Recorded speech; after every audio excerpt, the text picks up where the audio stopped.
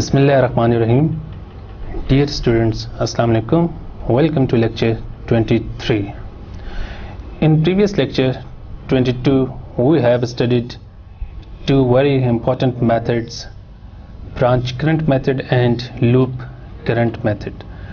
और इन methods को हमने different circuits के ऊपर अप्लाई करके branch currents और loop currents find out किए थे. Today's lecture is about the third method, which is node voltage method. This method of analysis of multiple loop circuit is called the node voltage method. It is based on finding the voltages at each node in the circuit using Kirchhoff's current law. Recall that a node is the junction of two or more components. अब node voltage method को apply करने के कुछ steps हैं, तो आइए सबसे पहले इन स्टेप्स को हम स्टडी करते हैं और इसके बाद फिर हम नोड वोल्टेज मेथड को किसी सर्किट पे अप्लाई करके हम उसमें नोड वोल्टेज फाइंड आउट करने की कोशिश करेंगे. The general steps for the node voltage method of circuit analysis are as follow. Step 1, first of all you have to determine the number of nodes. उस circuit में total number of nodes कितने हैं. Step 2, select one node as a reference. All voltages will be relative to the reference node. Assign voltage designation to each node where the voltage is unknown. Step 3, assign currents at each node where the voltage is unknown except at the reference node. The directions are arbitrary. Step 4, apply Kirchhoff's current law to each node where currents are assigned. And step 5, express the current equations in terms of voltages and solve the equations for the unknown node voltages using Ohm's law. For example, आपके पास ये एक circuit है और इस circuit में आपके पास number of nodes 4 हैं. This is node A, this is node B, this is node C and this is node D. तो इस सर्किट में हम नोड बी को रेफरेंस नोड ले लेते हैं.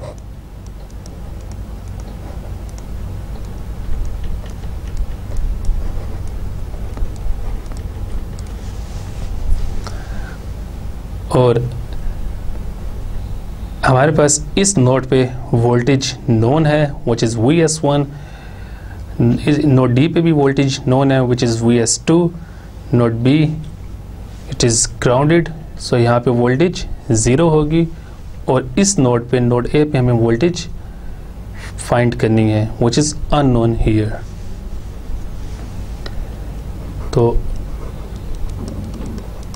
हमने voltage at point A find out करना है. तो सबसे पहले हम यहाँ पे करंट की डायरेक्शन असाइन कर देते हैं और ये डायरेक्शंस आर्बिट्ररी हैं. इसको I1 कह देते हैं, इस डायरेक्शन को I2 कह देते हैं और इस डायरेक्शन को I3 कह देते हैं. अब नोड ए पे अगर हम KCL अप्लाई करें तो आपके पास नोड ए पे जो करंट की इक्वेशन आएगी वो कुछ इस तरह होगी. Current I1 is entering in the node, so इसको पॉजिटिव लेंगे. And similarly current I3 is entering in node A, इसको भी पॉजिटिव लेंगे. जबकि current I2 is leaving node A, so इसको हम इज़ इक्वल टू के दूसरे साइड पे लिख देंगे. तो इज़ इक्वल टू के लेफ्ट साइड पे हमने वो करंट्स लिखे हैं जो नोड में एंटर हो रहे हैं और इज इक्वल टू के राइट साइड पे वो करंट लिखा है जो लोड को,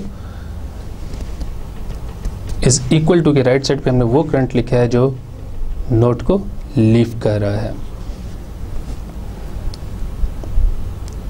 इसके बाद हमने हर रेजिस्टर के अक्रॉस वोल्टेज फाइंड आउट करनी है. R1 के क्रॉस कितनी वोल्टेज है, R3 के क्रॉस कितनी वोल्टेज है, एंड R2 के क्रॉस कितनी वोल्टेज है। तो हमें जैसे कि नोड C पे वोल्टेज गिवन है which is Vs1, so we can write इस नोड पे वोल्टेज Vs1 गिवन है। और नोड D पे हमें वोल्टेज गिवन है Vs2, तो हम यहाँ लिख सकते हैं कि ये वोल्टेज Vs2 है। अब इस रजिस्टर के क्रॉस जो वोल्टेज है that is the difference between this voltage and this voltage. So R1 के क्रॉस जो वोल्टेज है हम उसको लिख सकते हैं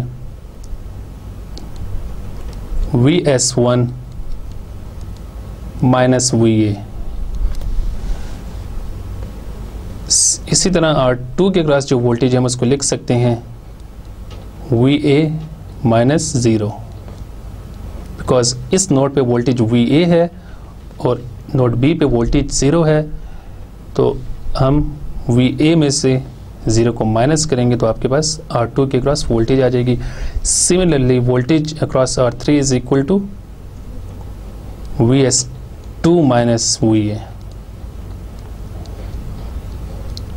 क्योंकि यहाँ पे आपके पास करंट की डायरेक्शन लेफ्ट साइड पे है, तो आपने जो वोल्टेज टेल पे होती है उसमें से आपने माइनस करना होता है जो वोल्टेज हेड पे होती है। तो अगर आप इस करंट डायरेक्शन को देखें तो इसकी टेल जी है और इस टेल पे वोल्टेज आपके पास Vs2 है और इसके हेड पे वोल्टेज आपके पास आ रही है VA, तो Vs2 माइनस VA हो जाएगा। इस केस में आपके पास टेल पे वोल्टेज Vs1 आ रही है और हेड पे वोल्टेज VA आ रही है, तो Vs1 माइनस VA हो जाएगा। और इस केस में टेल पे वोल्टेज VA आ रही है और हेड पे वोल्टेज 0 आ रही है, तो ये VA के इक्वल हो जाएगा। So we can write I1 is equal to Vs1 minus VA divided by R1. Similarly, we can write I2 is equal to VA divided by R2, and I3 is equal to Vs2 minus VA divided by R3। अब आपके पास I1, I2 and I3 के लिए expressions आ गए हैं। अब इन expressions को आप इस इक्वेशन में पुट कर दें। I1 की जगह हम पुट कर देते हैं Vs1 minus VA divided by R1 plus I3 की वैल्यू आपके पास Vs2 minus VA divided by R3 है और I2 की वैल्यू आपके पास है VA बाय R2। अब इस इक्वेशन में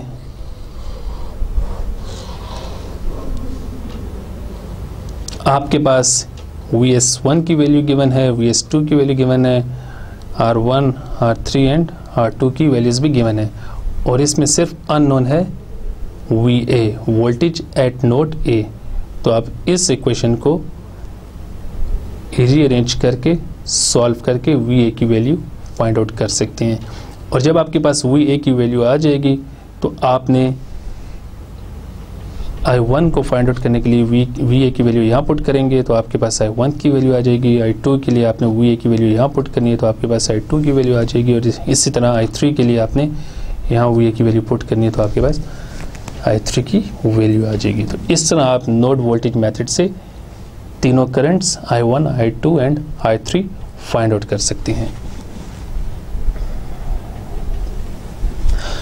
एक क्वेश्चन है, find the node voltage VA in the following figure and determine the branch currents. तो इस सर्किट में हमने VA फाइंड आउट करनी है और देन हमने I1, I2 और I3 फाइंड आउट करनी है। तो इसको हम सॉल्व करते हैं।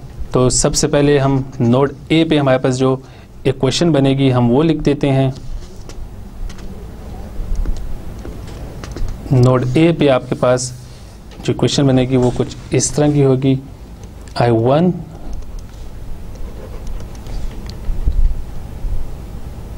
Minus I2 I2 plus I3 is equal to 0।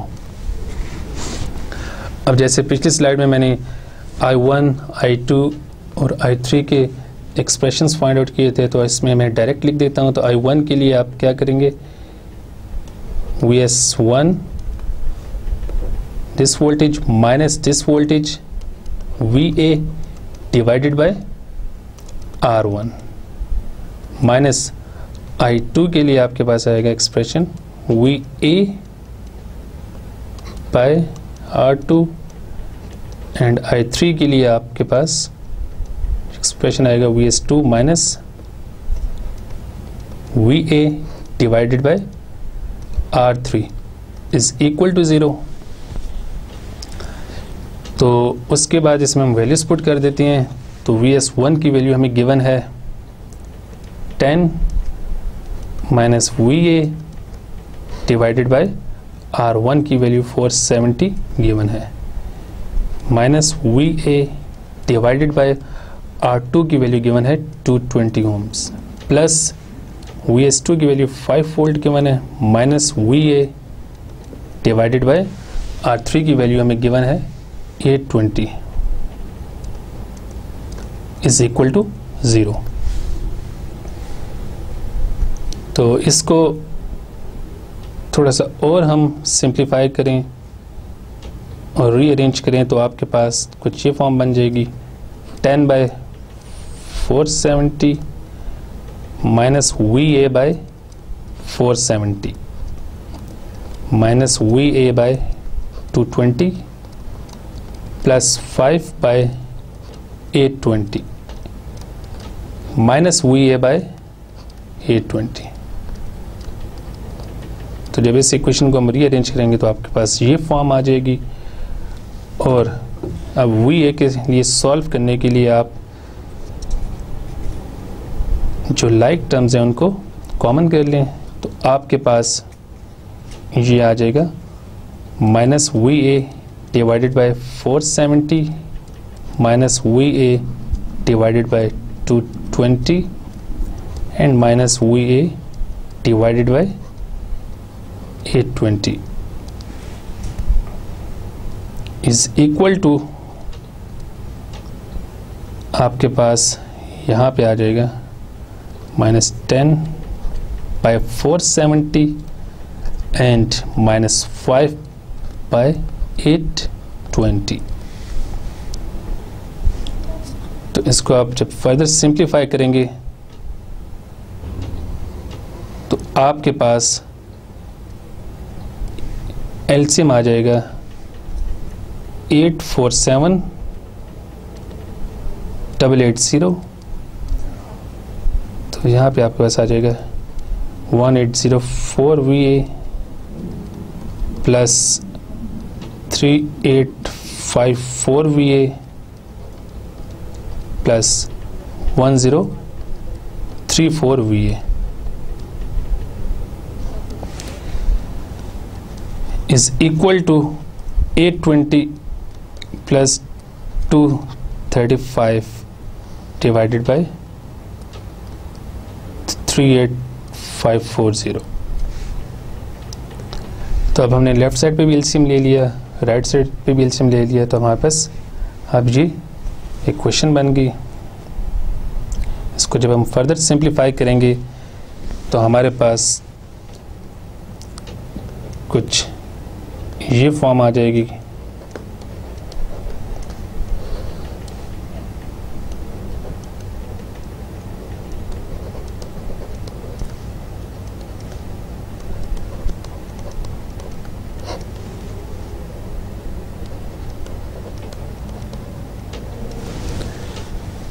और फिर जब हम यहाँ से VA की वैल्यू निकालेंगे तो आपके पास VA की वैल्यू आ जाएगी 3.47 वोल्ट्स के इक्वल। ये आप सिंपल मैथमेटिक्स अप्लाई करेंगे तो आपके पास VA की वैल्यू आ जाएगी। Now we can calculate the branch currents. I1 is equal to 10 minus 3.47 divided by 470, so I1 की वैल्यू हमारे पास आ जाएगी 3.9 मिली एम्पेयर्स के इक्वल।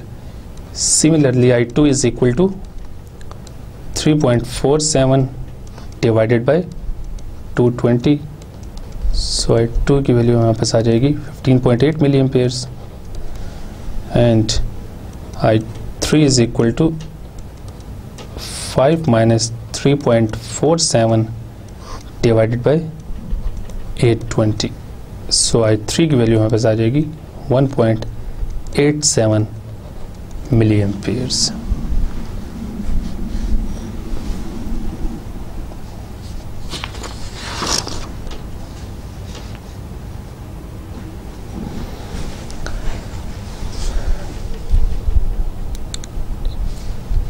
एक और क्वेश्चन हम सॉल्व करते हैं for node voltage method. For a circuit in the following figure find the node voltage at node B. हमने इस पॉइंट पे वोल्टेज फाइंड आउट करनी है and at node C and node D is the reference. ये reference node है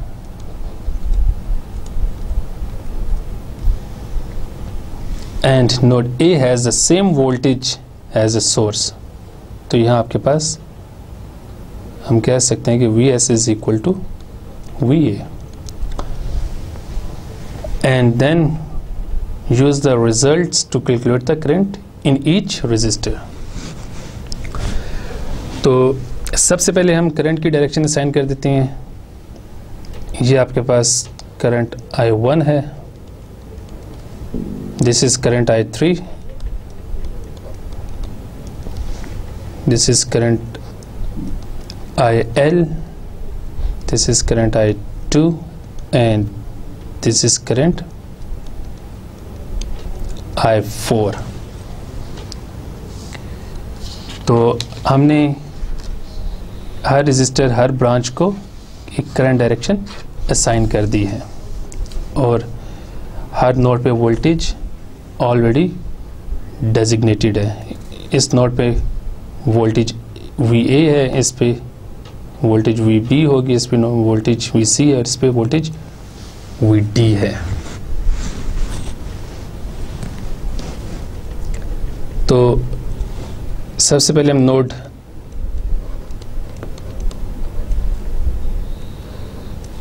B पे KCL apply करते हैं। तो आपके पास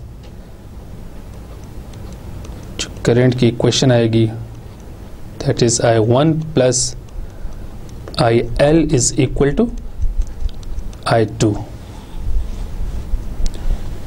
सो बाय यूजिंग ओम्स लॉ हम लिख सकते हैं कि I1 is equal to VA minus VB divided by R1। IL के लिए हम लिख सकते हैं VC minus VB divided by RL is equal to V by R2।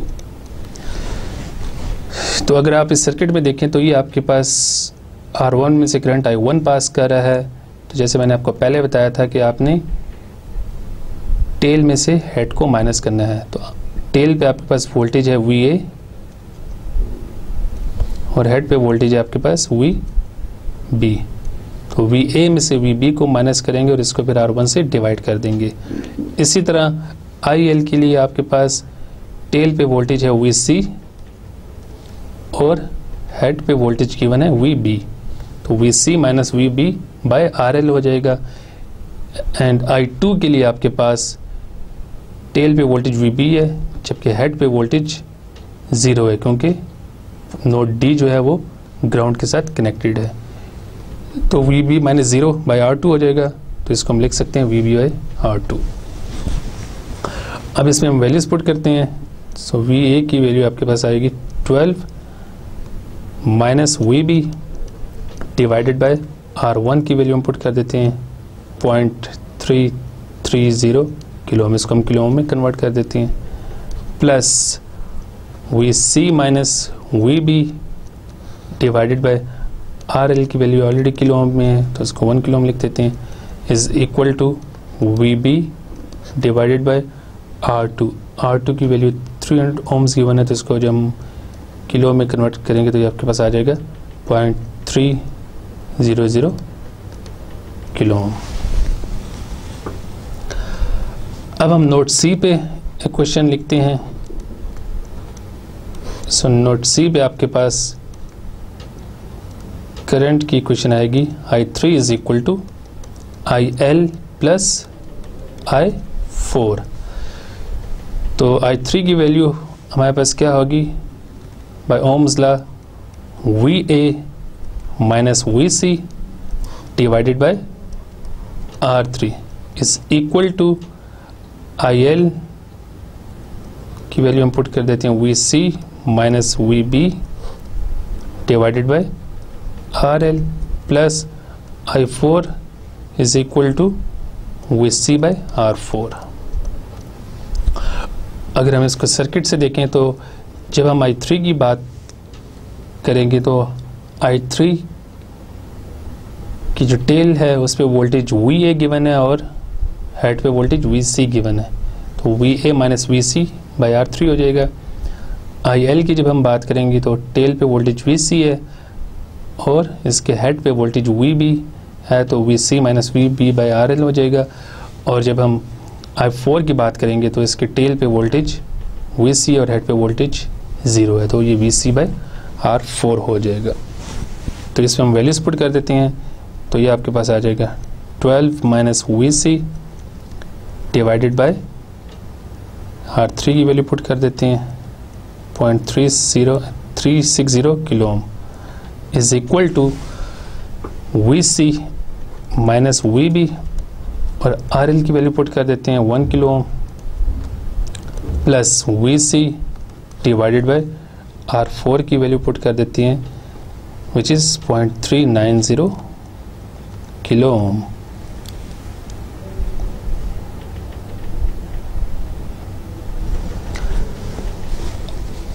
अब हमारे पास जो नोट बी और नोट सी पे क्वेश्चंस आई थी उनको हम स्टैंडर्ड फॉर्म में कन्वर्ट करते हैं। तो जो नोट बी पे हमारे पास एक क्वेश्चन आई थी उसको मैं यहाँ दोबारा लिखता हूँ।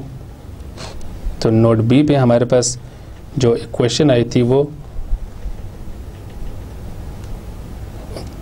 VA minus VB divided by R1 plus VC minus VB divided by RL is equal to VB by R2। ये क्वेश्चन हमारे पास नोट बी पे आई थी।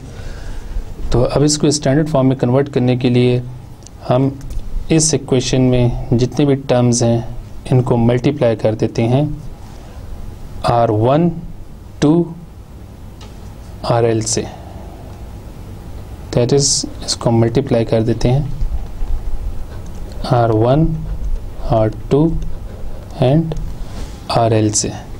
इसी तरह इसको भी हम R1 R2 और RL से मल्टीप्लाई कर देते हैं। तो आफ्टर सिंप्लीफिकेशन आपके पास इक्वेशन की नई फॉर्म आ जाएगी R2 into RL VA minus VB plus R1 into R2 VC minus VB is equal to R1 RL into VB।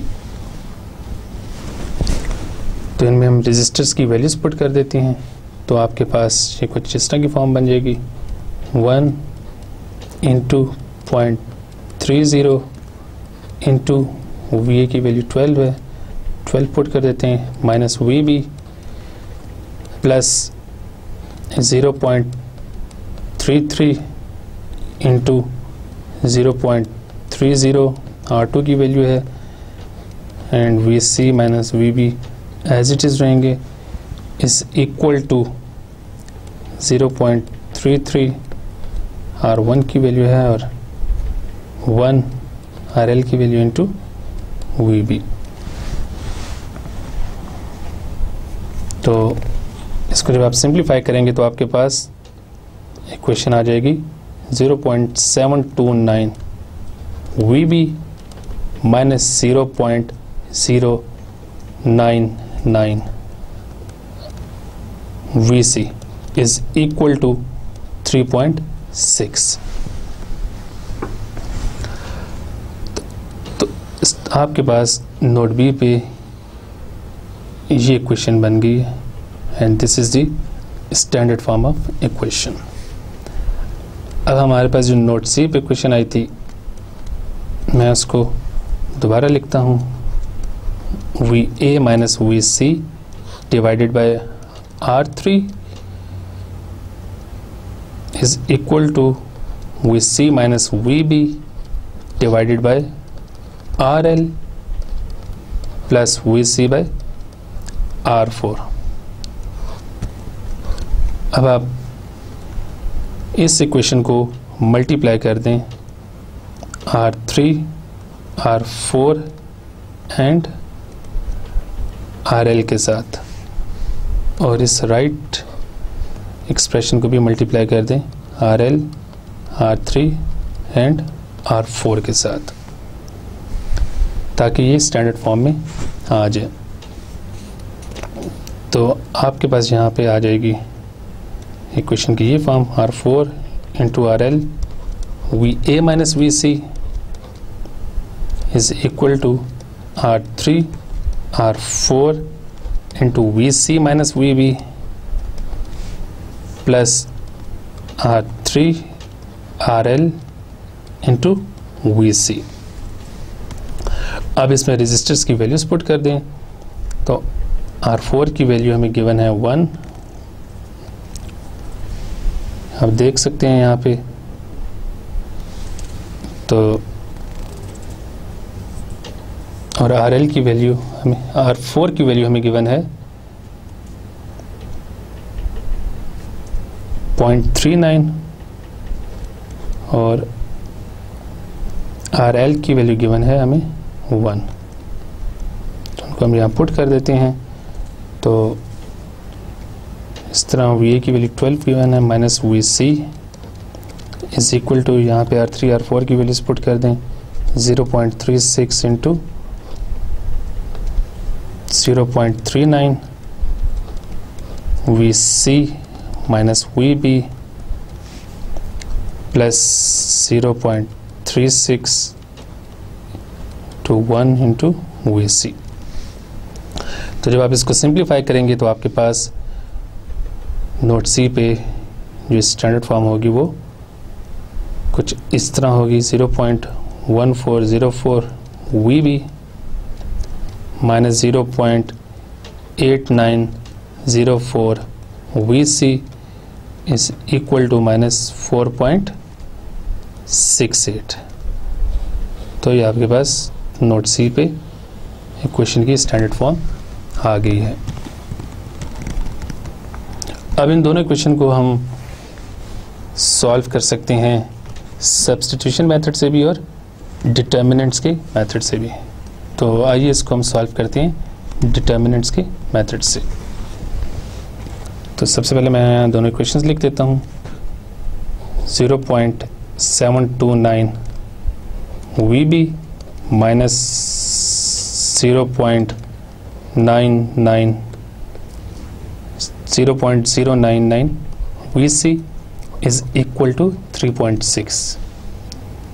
और दूसरी क्वेश्चन है आपके पास 0.1404 VB minus 0.8904 VC is equal to minus 4.68। तो अब हम सबसे पहले VB फाइंड आउट करते हैं। तो VB के लिए आपके पास डिटर्मिनेंट ये बन जाएगा minus 4.68 minus 0.099 and minus 0.8904 divided by 0.729 0.1404 0.099 0.99 minus 0.8904। तो इसको हम सिंप्लीफाई करते हैं तो आपके पास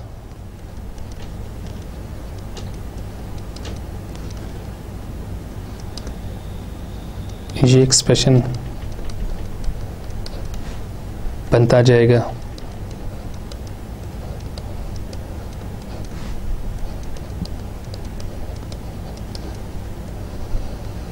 इसमें हम सिंपली इसको एक्सपेंड कर रहे हैं डिटर्मिनेंट को, ऊपर वाले को मैंने एक्सपेंड किया तो आपके पास ये चीज़ आ गई। अब नीचे वाले को मैं एक्सपेंड करता हूँ तो हमारे पास ये फॉर्म आ जाएगी।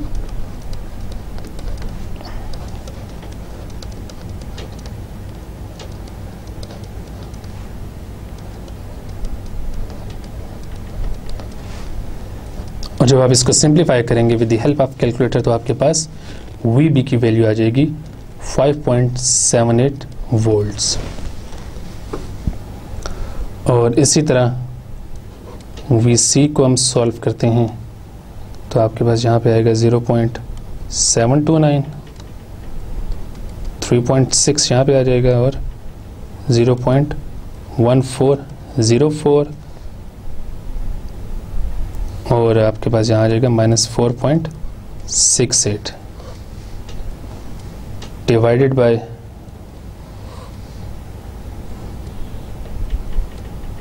7.729, 0.1404 एंड सेकंड कॉलम में आपके पास 0.099 एंड -0.8904 आ जाएगा।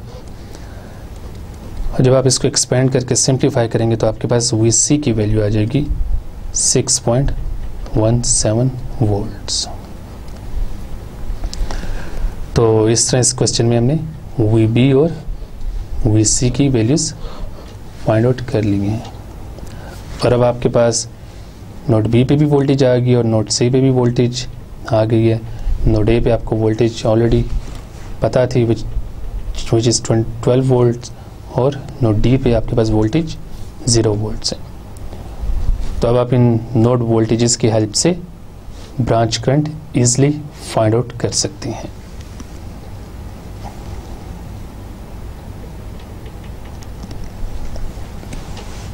तो ये लास्ट क्वेश्चन है अबाउट नोड वोल्टेज मेथड। इस सर्किट को हम पहले सॉल्व कर चुके हैं लूप करंट मेथड में और अब इस सर्किट को हम सॉल्व करते हैं नोड वोल्टेज मेथड के साथ। इसका पार्ट ए है solve for the voltage across RL using node analysis and part B is find the effect on the load voltage when the load resistor is changed to 15 volt। तो ये आपके पास load resistor है और हमने इसके cross voltage find out करनी है। तो सबसे पहले करंट की डायरेक्शन असाइन कर देते हैं इसको।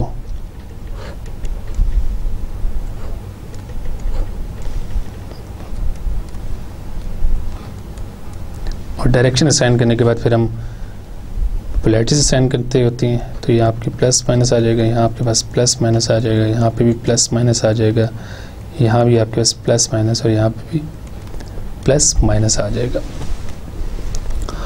अब सबसे पहले हम नोड बी पे करंट की इक्वेशन लिखते हैं। सो नोड बी पे आपके पास जो करंट की इक्वेशन आएगी वो कुछ इस तरह होगी, I2 is equal to I3 plus I4। I2 current enter हो रहा है नोड बी में और I4 और I3 करंट लीव कर रहे हैं नोड बी को। So again by using Ohm's law आपके पास I2 आ जाएगा equals to VA minus VB divided by R2 is equal to I3 की जगह आप पुट कर दें VB minus VC bye R3 और I4 की जगह आप पुट कर दें VB बाय R4। अगेन हमने वही मेथड फॉलो किया है कि टेल में से हेड को माइनस कर दें। इस रजिस्टर में करंट की डायरेक्शन J है और डायरेक्शन की टेल पे आपके पास VA है और डायरेक्शन के हेड पे आपके पास वोल्टेज VB है। तो VA में से VB को माइनस कर देंगे और उसको R2 से डिवाइड कर देंगे। सिमिलरली आपके पास VB minus VC by R3 आ जाएगा और VB बाई R4 आ जाएगा। अब इस इक्वेशन में वैल्यूज पुट करते हैं तो आपके पास आ जाएगा VA की वैल्यू गिवन है, VA is equal to VS, तो आपके पास VA की जगह हम 12 वोल्ट पुट करते हैं minus VB divided by 22 kilo ohm is equal to VB minus VC divided by R3 की वैल्यू 7.5 किलो ओम्स पुट करते हैं plus VB divided by 8.2 kilo ohms. इसी तरह अब हम नोट C पे क्वेश्चन लिखते हैं।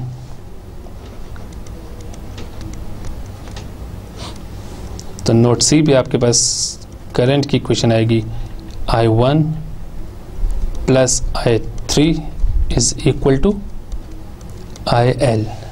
तो आप देख सकते हैं नोट C में करंट I1 और I3 एंटर हो रहे हैं और IL लीव कर रहा है। Now again by using Ohm's law आप लिख सकते हैं I1 की जगह VA minus VC divided by R1, I3 की जगह हम लिख सकते हैं VB minus VC divided by R3 and IL की जगह हम लिख सकते हैं VC बाय RL। अब इसमें जो गिवन वैल्यूज़ हैं हम इस इक्वेशन में पुट कर देते हैं। तो VA is equal to VS, तो ये हो जाएगा 12 minus VC divided by 15 kilo ohm plus VB minus VC divided by 7.5 kilo ohm is equal to VC divided by RL की वैल्यू 10 किलो ओम यहाँ पुट कर देते हैं। अब इसके बाद हमारे पास जो इक्वेशन आई थी नोट B पे, उसको मैं दोबारा यहाँ पे लिखता हूँ।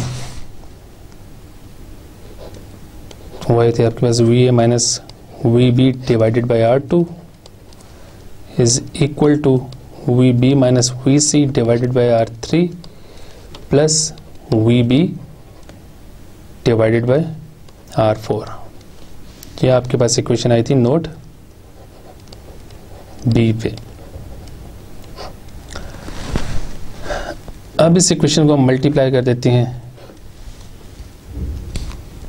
R2, 3, 4 के साथ।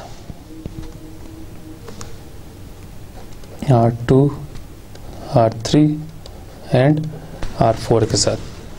तो जब हम R2, R3, R4 को हर टर्म के साथ मल्टीप्लाई करेंगे तो हमारे पास फॉर्म कुछ इस तरह की आ जाएगी।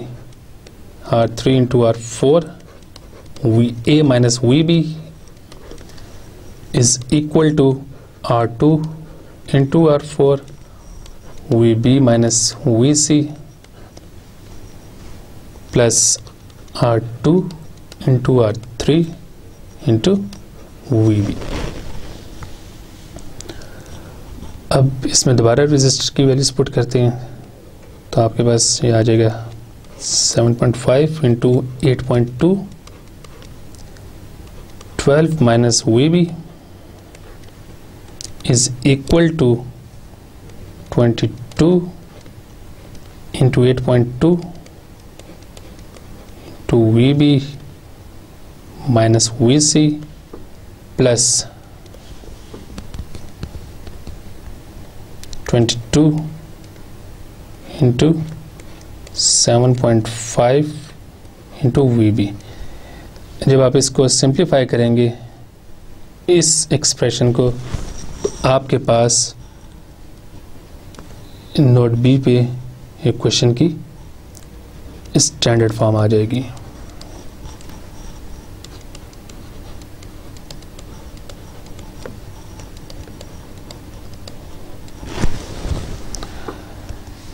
तो ये आपके पास स्टैंडर्ड फॉर्म ऑफ इक्वेशन है एट नोड B।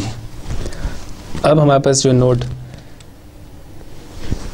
सी पे क्वेश्चन थी उसको मैं यहाँ दोबारा लिखता हूँ, V A minus V C divided by R1 plus V B minus V C divided by R3 is equal to V C by RL। अब इस एक्सप्रेशन को हम मल्टीप्लाई कर देते हैं R1 R3 एंड RL से। तो आफ्टर सिंप्लीफिकेशन आपके पास इक्वेशन की ये फॉर्म आ जाएगी,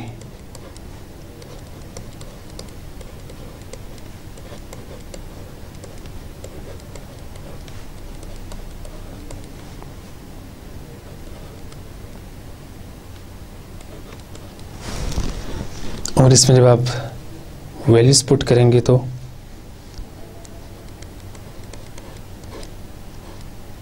आपके पास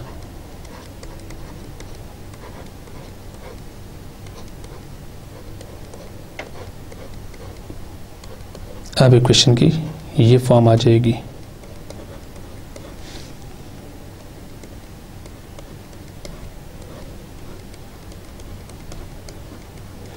और इसको आप सिंप्लीफाई कर दें तो आपके पास नोट सी पे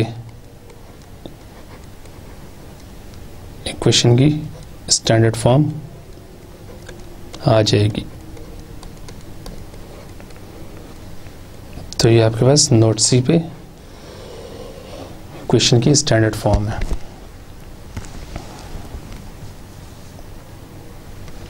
अब आपके पास दोनों इक्वेशंस आ गई हैं। अब इन दोनों इक्वेशंस को आप डिटर्मिनेंट के मेथड से या साइमल्टेनियस इक्वेशन को जैसे हम सॉल्व करते हैं बाय सब्स्टिट्यूशन मेथड, कोई भी मेथड आप अडॉप्ट कर सकते हैं और आपके पास फिर वी बी और वी सी की वैल्यूज आ जाएंगी। तो जब आप इन इक्वेशंस को सिंप्लीफाई करेंगे, सॉल्व करेंगे, तो आपके पास वी बी की वैल्यू आ जाएगी 3.73 वोल्ट्स की इक्वल, और वी सी की वैल्यू आपके पास आ जाएगी 4.32 वोल्ट्स की इक्वल। तो अब इस लेवल पे आई थिंक आप इन दोनों इक्वेशंस को डिटर्मिनेंट से सॉल्व कर चुके हैं। अब इस लेवल पे आप इन दोनों इक्वेशंस को डिटर्मिनेंट के मेथड से ईजिली सॉल्व कर चुके हैं, क्योंकि हम बहुत से क्वेश्चंस कर चुके हैं जिसमें हमने इक्वेशंस को डिटर्मिनेंट के मेथड से सॉल्व किया है। तो अब इस क्वेश्चन में मैं वी बी और वी सी की डायरेक्ट वैल्यूज लिख देता हूँ। इस क्वेश्चन का पार्ट बी था कि find the effect on the load voltage when the load resistor is change to 15 kilo ohm. तो उसमें आपके पास जो इक्वेशन एट नोट बी है उस पर तो कोई इफेक्ट नहीं होगा, लेकिन इक्वेशन एट नोट सी थोड़ा सा चेंज आएगा। तो मैं उस इक्वेशन को लिख देता हूँ 12 volt minus V C divided by 15 kilo ohm plus V B minus V C divided by 7.5 kilo ohm is equal to V C by 15 kilo ohm. तो इसको जब हम सिंप्लीफाई करेंगे, रीअरेंज करेंगे, तो आपके पास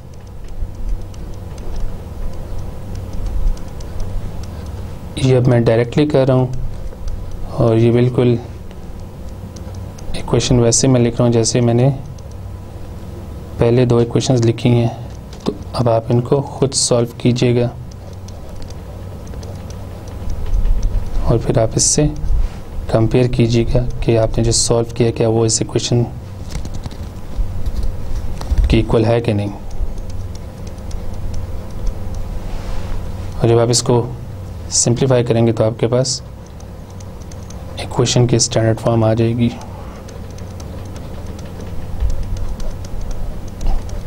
दिस वन। अब आपके पास एक, क्योंकि हमने लोड रजिस्टर की वैल्यू चेंज की है, तो अब आपके पास इक्वेशन में थोड़ा सा चेंज आएगा। अब आपने इस इक्वेशन को और जो हमने नोड बी पे पहले इक्वेशन फाइंड आउट की थी उन दोनों को सॉल्व करेंगे तो आप RBC L की वैल्यू इसलिए फाइंड आउट कर सकते हैं, विच इज़ 5.02 वोल्ट्स। इसको VCL मैंने इसलिए कह दिया है कि आपके पास ये वोल्टेज है from point C to D और इनके दरमियान एक रजिस्टर आ रहा है, लोड रजिस्टर, तो इसको मैंने VCL कह दिया और आप इसको सिंपली VL भी कह सकते हैं और VC भी कह सकते हैं।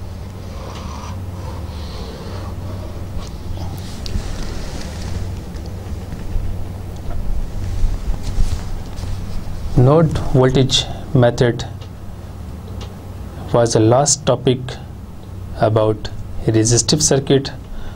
हमने resistive circuit से related बहुत सी टेक्निक्स पढ़ी हैं और फाइनली हमने नोड वोल्टेज मेथड को स्टडी किया है और इसको हमने प्योर रेजिस्टिव सर्किट के ऊपर अप्लाई करके वोल्टेजेस फाइंड आउट किए हैं। तो यहाँ पे हमारा रेजिस्टिव सर्किट का काम ख़त्म होता है और इसके बाद हम कैपेसिटर और इंडक्टर्स की बात करेंगे। तो before going on capacitors and inductor, हमने अभी तक रेजिस्टिव सर्किट से रिलेटेड जो कुछ भी पढ़ा है उसको मैं समराइज करता हूँ। लेक्चर 1 टू लेक्चर 23, इन 23 लेक्चर्स में हमने बात की है सिर्फ रेजिस्टिव सर्किट्स की, कि रेजिस्टिव सर्किट क्या होता है, बेसिक इलेक्ट्रिक सर्किट क्या होता है, बेसिक इलेक्ट्रिकल क्वांटिटीज़ क्या होती हैं, उनकी यूनिट्स क्या हैं। फिर हमने बात की थी कि सीरीज़ सर्किट कैसे बनते हैं, सीरीज़ सर्किट में टोटल रेजिस्टेंस कैसे फाइंड आउट की जाती है, सीरीज़ सर्किट के लिए कौन कौन से लॉज हम यूज़ करते हैं। फॉर एग्जांपल हमने KVL की बात की थी सीरीज़ सर्किट में, हमने VDR की बात की थी। इसके बाद हमने पैरेलल सर्किट की बात की थी कि पैरेलल सर्किट में हम RT कैसे फाइंड आउट करते हैं, और पैरेलल सर्किट में हमने KCL स्टडी किया था, किरचॉफ्स करंट लॉ, और फिर पैरेलल सर्किट के लिए हमने एक रूल भी पढ़ा था CDR करंट डिवाइडर रूल। उसके बाद हमने सीरीज पैरेलल कॉम्बिनेशंस की बात की थी और उनको एनालाइज कैसे किया जाता है।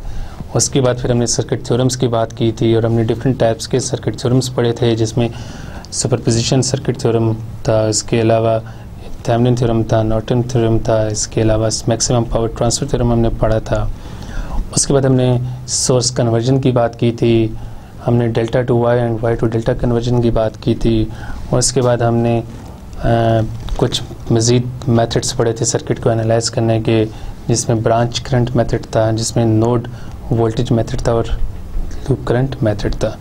इन सब चीज़ों को मैं थोड़ा सा समराइज़ करता हूँ और इनसे रिलेटेड जो भी इम्पॉर्टेंट फार्मूलाज हैं उनको मैं एक दफ़ा फिर यहाँ पे लिख देता हूँ। तो लेक्चर 1 में हमने यूनिट कन्वर्जन की बात की थी मेनली,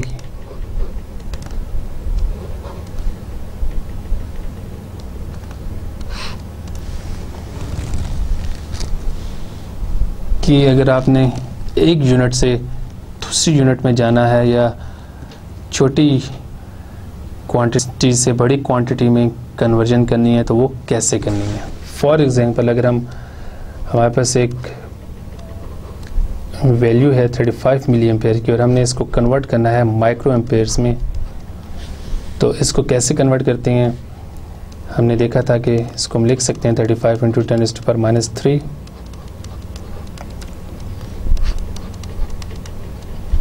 क्योंकि दोनों मिलकर 10⁻⁶ बनाएंगे which is equal to micro. तो हम इसको लिख सकते हैं 35 × 10⁻³ ये ऊपर आके इसकी पावर पॉजिटिव हो जाएगी इनटू माइक्रो एम्पेयर्स।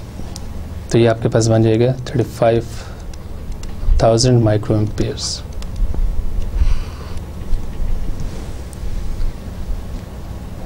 हमने फिर एक शॉर्टकट मेथड भी देखा था कि जब लार्जर यूनिट से स्मॉलर यूनिट में जाना है तो डेसिमल को राइट साइड पे मूव करना है, और जब स्मॉलर यूनिट से लार्जर यूनिट में जाना है तो फिर डेसिमल को लेफ़्ट साइड पे मूव करना है।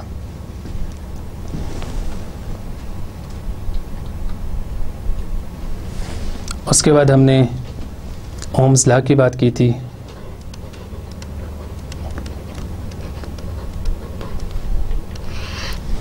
जिसमें हमने ये एक बहुत इम्पोर्टेंट फार्मूला देखा था, V is equal to I R. आपके पास अगर कोई एक सर्किट हो जिसमें आपको वोल्टेज सोर्स गिवन हो, तो हम कह सकते हैं कि voltage is directly proportional to current, कि इस सर्किट में आप जितनी वोल्टेज इंक्रीज करते जाएंगे आपके पास करंट भी उसी रेशियो से इंक्रीज करता जाएगा।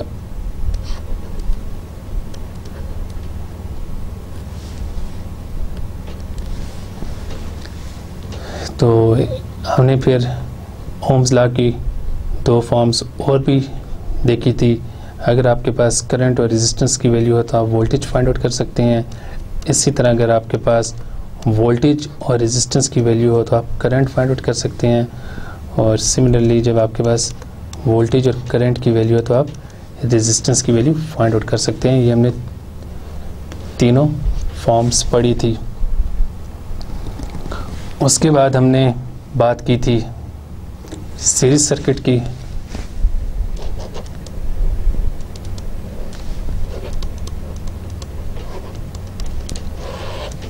तो सीरीज सर्किट में हमने देखा था कि आपके पास रेजिस्टर्स इस तरह कनेक्टेड होते हैं, एक के बाद दूसरा, दूसरे के बाद तीसरा, और इस सर्किट में करंट का पाथ एक ही होता है, करंट डिवाइड नहीं हो रहा होता।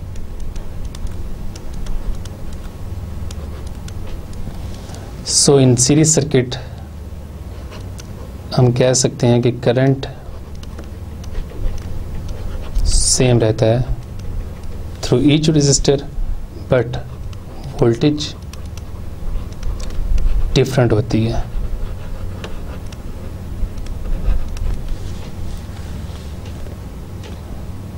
अगर आपके पास रेजिस्टर की वैल्यूज डिफरेंट हो, अगर आपके पास रेजिस्टर की वैल्यूज सेम है तो फिर आपके पास वोल्टेज ड्रॉप भी इनके क्रॉस सेम होगा। फिर सीरीज सर्किट में हमने एक लॉ पढ़ा था, KVL, किरचॉफ्स वोल्टेज लॉ। इस लॉ में हमने ये देखा था कि algebraic sum of all voltages और voltage drops in a circuit is equal to 0। ये आपके पास अगर V1 वोल्टेज ड्रॉप है और ये वोल्टेज ड्रॉप V2 है और ये आपके पास सोर्स वोल्टेज है, तो बाय KVL हम ये इक्वेशन लिख सकते हैं। और हम इसको ऐसे भी कह सकते हैं कि source voltage is equal to all voltage drops. फिर सीरीज सर्किट में हमने एक रूल पढ़ा था, वोल्टेज डिवाइडर रूल।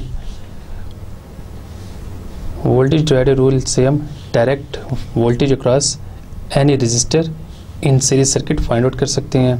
मैं अगर इस सर्किट की बात करूं तो इसमें हम V1 फाइंड आउट कर सकते हैं। V1 is equal to R1 divided by RT into VS, where RT is equal to R1 plus R2। इसी तरह अगर मैं V2 की बात करूं तो V2 के लिए हम लिख सकते हैं R2 divided by RT into VS। तो सीरीज सर्किट में हमने एक KVL स्टडी किया था और एक वीडियो रूल स्टडी किया था, और सीरीज सर्किट के ऊपर आप इन दोनों को अप्लाई कर सकते हैं, और थर्डली आप ओम्स लॉ को भी यूज़ कर सकते हैं इस सर्किट को एनालाइज करने के लिए। उसके बाद हमने पैरेलल सर्किट्स की बात की थी।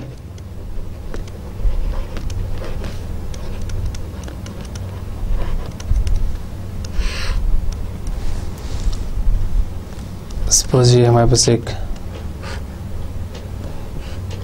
पैरेलल सर्किट है जिसमें तो वो रजिस्टर्स हैं R1 एंड R2 एंड ये आपके पास सोर्स वोल्टेज है।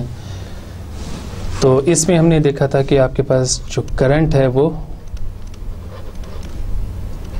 थ्रू ईच रजिस्टर डिफरेंट होता है,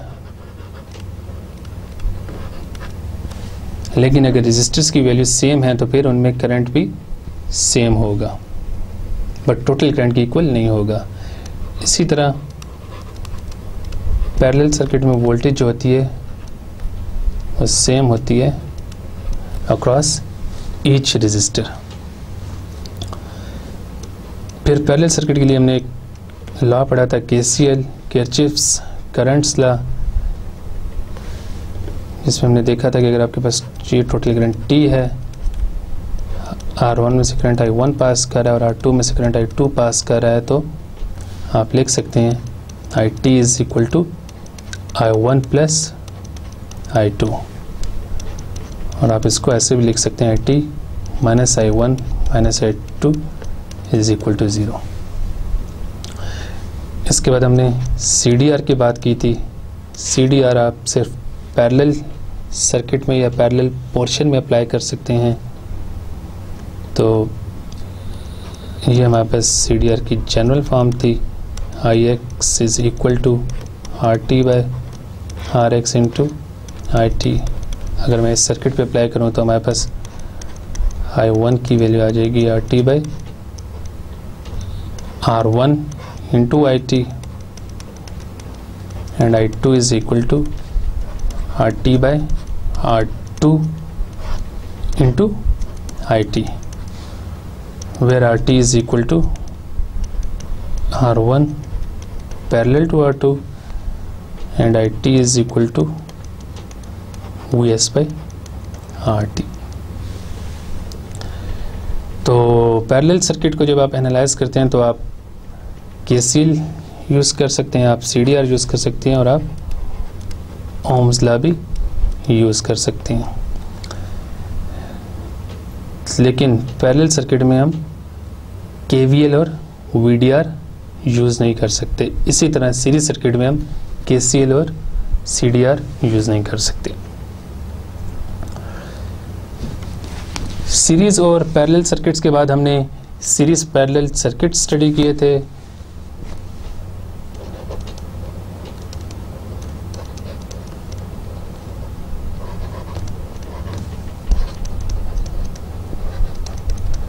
इनको कॉम्बिनेशन सर्किट्स भी कहते हैं।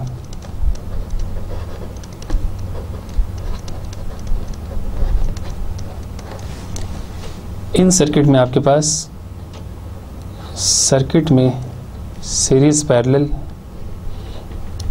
दोनों पोर्शन होते हैं।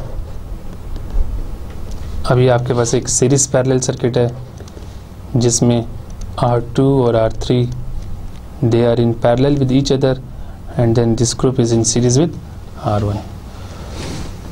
तो इन सर्किट के ऊपर अब हम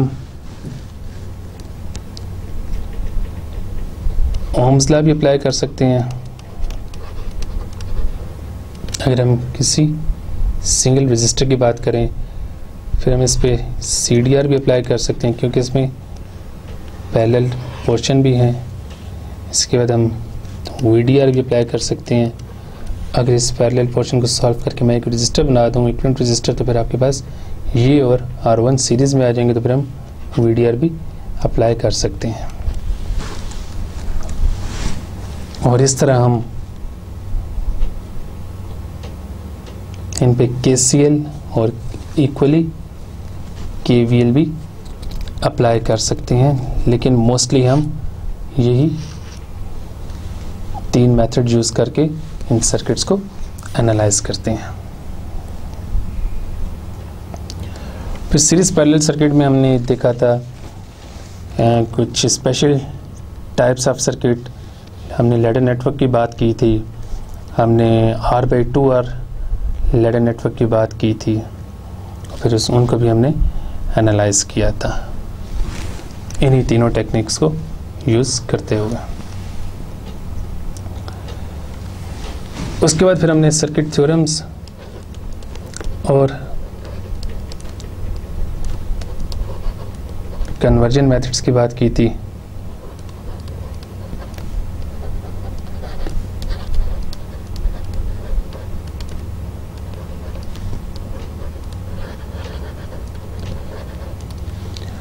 सर्किट थ्योरम्स में जो हमने इम्पोर्टेंट थ्योरम्स स्टडी किए हैं वो सुपरपोजिशन थ्योरम है, जिसमें आपने देखा था कि अगर किसी सर्किट में मल्टीपल सोर्सेज हों तो उसको कैसे सॉल्व किया जाता है। फिर उसके बाद हमने थेवेनिन्स थ्योरम की बात की थी, हमने नॉर्टन्स थ्योरम की बात की थी, हमने मैक्सिमम पावर ट्रांसफ़र थ्योरम की बात की थी, और इन थ्योरम से रिलेटेड हमने बहुत से क्वेश्चंस भी सॉल्व किए थे।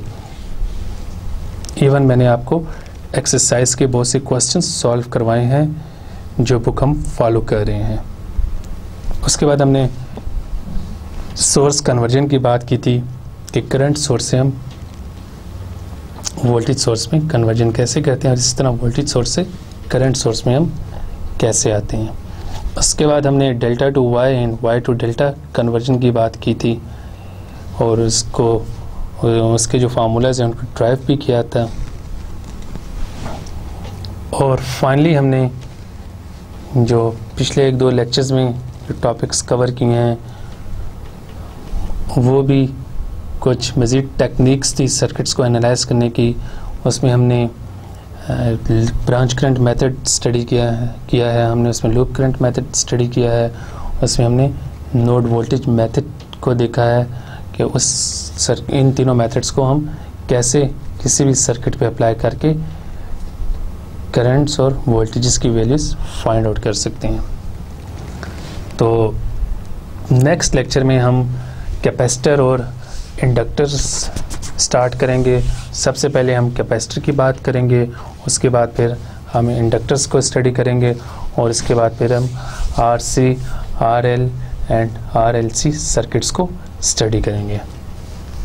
तो हमारा आज का लेक्चर इसी के साथ कंप्लीट होता है।